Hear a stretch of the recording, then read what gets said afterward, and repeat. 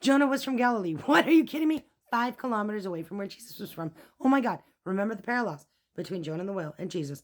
Both sleeping on the boat, both going to the belly of the earth for 3 days. Both were dead 3 days and 3 nights. You get it? And now both of them from Galilee? Are you kidding me? The nuggets I pulled out today are insane. This is kind of a continuation of yesterday's video.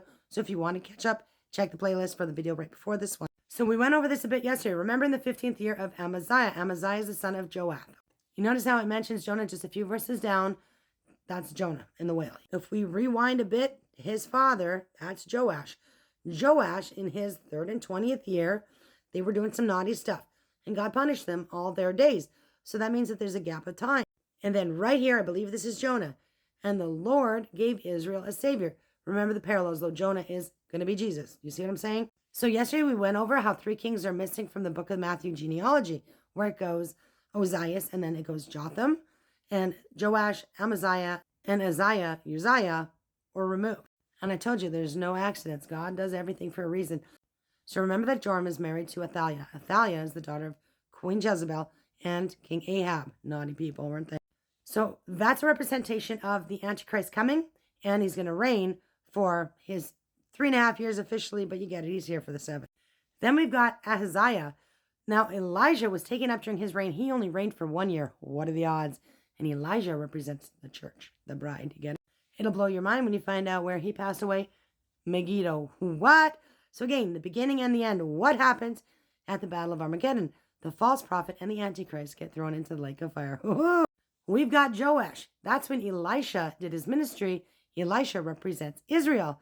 And that's when he passed away. I'm going to get into the deepness there. Then we've got Amaziah. That's the Jonah connection. That's when Jonah goes into the water. Okay, and what did it say about the Savior? That's right, God provides a Savior. You see the connection? We've got Azariah. That's when Isaiah did his ministry.